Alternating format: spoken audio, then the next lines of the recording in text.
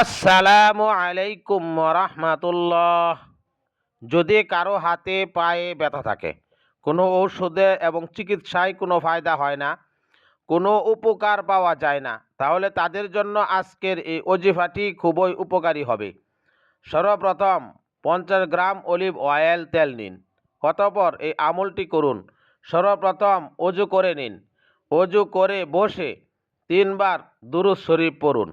অতঃপর এই আয়াতগুলি 11 বার করে পড়ুন। সূরা মুলক আয়াত 22।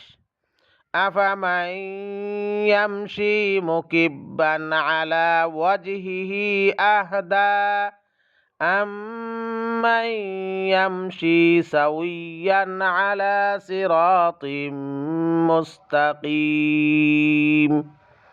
সূরা বনী ইসরাইল আয়াত 36।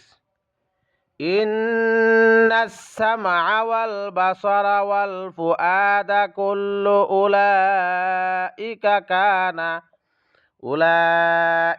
কানা আনহু মাসউলা। অতঃপর 11 বার সূরা ইখলাস কুল হুয়াল্লাহর সূরা পড়ুন। অতঃপর শেষে আবার 3 বার দুরূদ শরীফ পড়ে সেই তেলে ফুঁক দিয়ে রেখে দিন। অতঃপর সেই তেল রাতের বেলা শোয়ার সময় প্রত্যেক দিন যেখানে যেখানে ব্যথা, সেই ব্যথার স্থানে হালকাভাবে মালিশ করুন।